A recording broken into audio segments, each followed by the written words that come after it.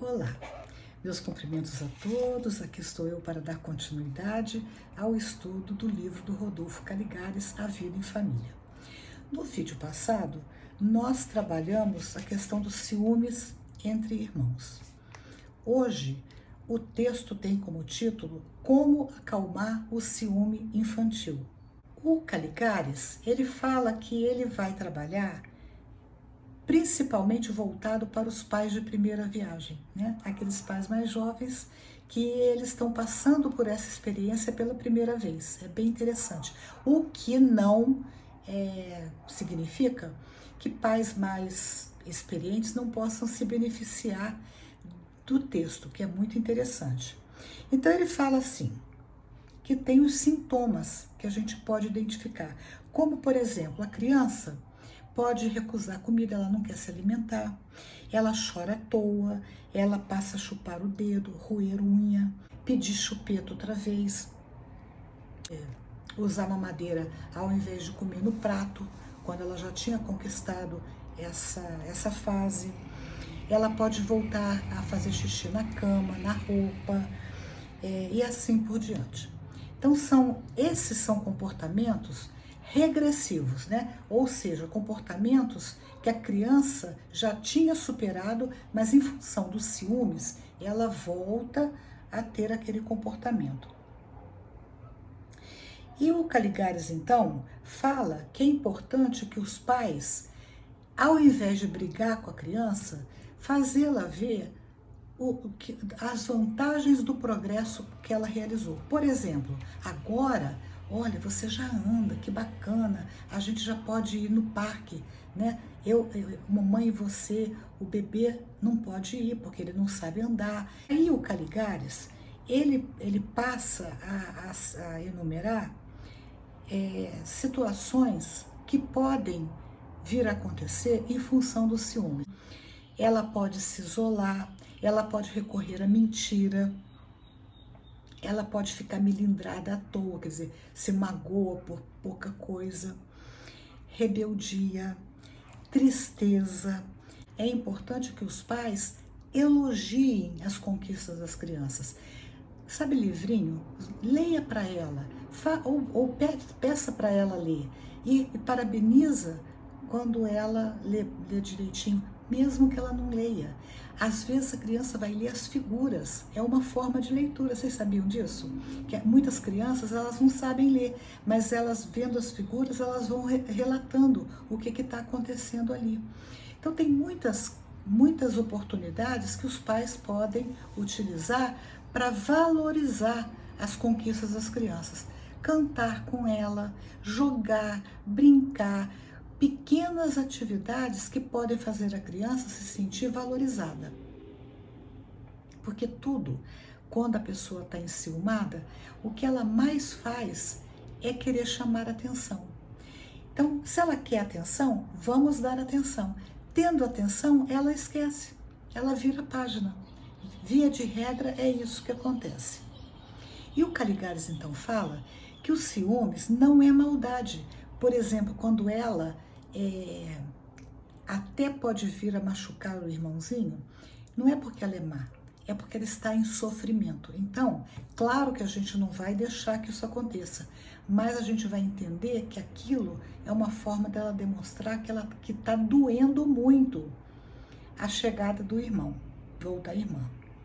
Esse comportamento não deve ser tratado com brutalidade, com rudeza, mas sim com bondade. Então, quando nós reagimos a um comportamento hostil da criança com hostilidade, a gente vai estar dizendo para a criança que aquele é um comportamento aceitável. Mas se a gente age com bondade, com compreensão, a criança, isso desarma a criança. Aliás, não é só a criança que a gente desarma, não. A gente desarma qualquer um. Se a pessoa vem com 4 pedras na mão com você e você dá aquele tempo, a pessoa para pensar, epa, né, tem alguma coisa que eu preciso mudar no meu relacionamento. Aí o Caligares continua dizendo assim, a criança enciumada deve poder expressar sua hostilidade. Lembra que a gente falou que a criança não sabe nomear os seus sentimentos? Então, como que ela vai expressar essa hostilidade? É justamente agindo dessa forma que a gente já mencionou. Isso faz com que a sua angústia diminua. Mas, claro que a gente vai permitir que ela extravase essa hostilidade dentro de certos limites. Por exemplo, não é porque ela está com raiva que a gente vai permitir que ela bata, né, no irmãozinho, de jeito nenhum, não é isso. Mas se ela gritou, se ela se jogou no chão, se ela esperneou, a gente vai deixar temporariamente, vai lá, pega a criança, acaricia, aconchegue, né, diga para ela que a gente fala até para ela, olha, a mamãe entende o que está acontecendo com você, o papai entende, mas vamos brincar, leve a criança, a atenção da criança para outro campo, porque aí ela vai não só esquecer aquilo que estava acontecendo, como ela vai também achar, poxa, agora eu estou sendo compreendida, né? Minha mamãe está me dando atenção, meu papai está me dando atenção. E aí o Caligares continua dizendo assim: parece não ser difícil atinar com o porquê do ciúme entre irmãos. Os pais, olha só, isso é uma verdade, idolatram o primeiro filho, dando-lhe tudo, fazendo dele um reizinho, tirânico e caprichoso. Como não haveria ele, então, de sofrer terrível impacto ao ser destronado pelo segundo? Quer dizer, antes da chegada do bebê, ele era tudo na vida daquele casal. Aí o bebê chega e ele perde o trono, né? Entre aspas. Ele perdeu. A chegada do bebê gera uma crise na criança. Bom, aí o Caligares continua dizendo assim, que é aconselhável que quando um filho mais novo esteja para chegar, os irmãos sejam preparados para recebê-lo. Se alguma alteração no lar se impuser como necessária, qual a mudança do filho mais velho para outro quarto ou outra cama, é melhor fazê-lo antes da chegada do bebê, para que essa providência não seja interpretada por ele como uma diminuição de carinho. Por mais atento, agora olha só, que se esteja e por mais cuidado que se tome, parece ser impossível evitar o ciúme entre irmãos. Então é ilusão o pai achar que, tomada todas essas providências, a criança não vai sentir ciúme, porque o ciúme é um sentimento humano. Agora, segundo, né, vamos pensar em termos de doutrina espírita, são sentimentos que denotam características do espírito que precisam ser trabalhadas. Então, por exemplo, a criança que sente ciúmes tem ciúme em vários graus. Tem aquele que tem o ciúme normal e tem o ciúme que chega a ser quase patológico. Então, como isso não é bom para o espírito, como isso provoca uma crise muito grande, tanto para a criança como para quem está ao seu redor, vamos trabalhar com ele, né? Vamos ler livros, vamos contar histórias, vamos cantar musiquinhas que falem sobre esse sentimento, para que a criança vá, de tanto ouvir, vá interiorizando isso que está acontecendo com ela e ir superando esse sentimento que não é bom, né? Não é bom. O objetivo da encarnação é que a gente vá, pouco a pouco, gradualmente, superando as nossas más inclinações. E o ciúme é uma má inclinação, porque ele implica insegurança. E se a gente não trabalha, assim, né? Vamos pensar, eu sou inseguro. Quando eu tenho ciúmes, eu estou dizendo que eu não acredito em mim. Eu não acredito que eu seja digno do amor do outro. Então, eu vou falar para a criança o quanto ela é amada pelo papai, pela mamãe, pela vovó, pela titia. E porque ela vai precisar, mais cedo ou mais tarde, entender que mesmo quando ela sente ciúmes, mas aquilo precisa ser superado. conviver com uma pessoa ciumenta é uma tragédia, porque a pessoa ciumenta, ela é possessiva, ela é insegura, ela quer tudo para ela fica desesperada. Então é importante que esse sentimento seja superado passo a passo e começa na infância, começa na meninice. Aí o Carigares continua dizendo assim, pode-se, porém, se não é possível eliminar os ciúmes, reduzir-lhe as tensões. Eis aqui algumas atitudes e medidas que a experiência aponta como eficazes para diminuir essas tensões, né?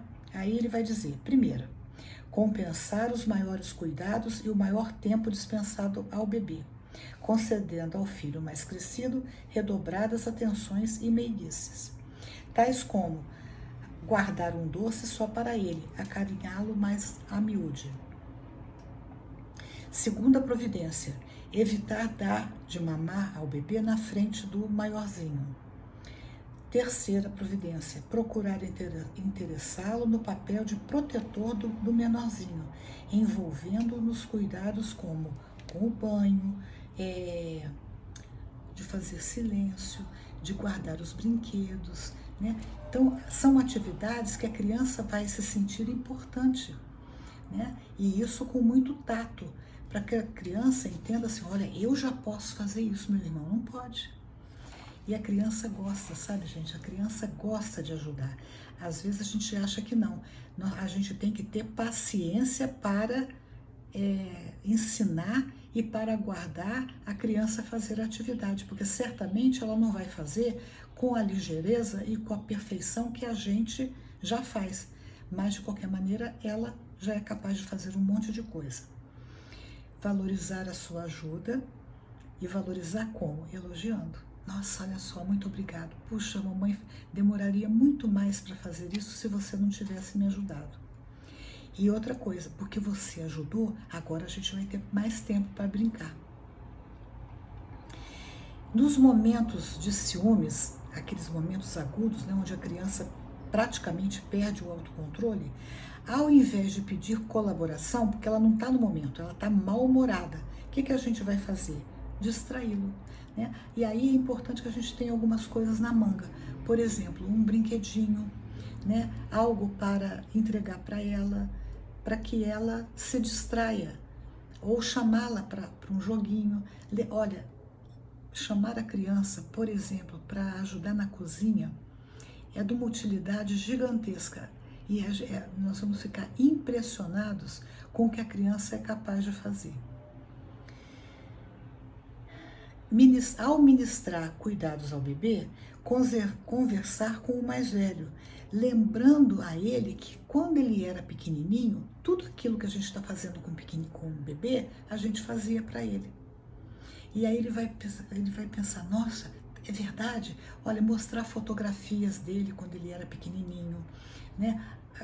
Por isso é que é tão importante o álbum de retrato do bebê, é muito importante porque é um material que a gente pode lançar a mão nessa fase.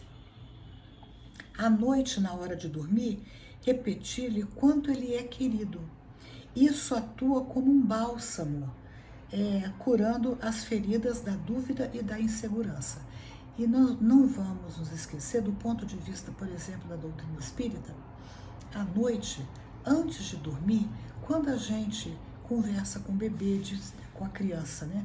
Diz para ela o quanto ela é amada, a gente prepara a criança também, além de orar com ela, prepara a criança para a noite, né? E ela então entra no sono com maior tranquilidade. Isso às vezes diminui até aqueles episódios de pesadelo que a criança tem. E até que ponto a criança, quando tem pesadelo, também não está nos dizendo que ela está sofrendo, que tem alguma coisa a incomodando grandemente. No caso, né, a criança dorme mais tranquila, porque a mamãe, o papai está falando que a ama, ela dorme mais tranquila e no dia seguinte ela amanhece melhor. Se ela não amanhecer melhor, a gente repete todos os procedimentos novamente, porque o processo educativo é um processo longo, mas a gente não pode desistir, é seguir adiante, né? Bom, gente, tá aí. Espero que esse texto de alguma forma seja útil para os papais e as mamães de primeira viagem, principalmente. E se gostaram, dê um joinha, compartilhem e comentem. Até o próximo vídeo, se Deus quiser.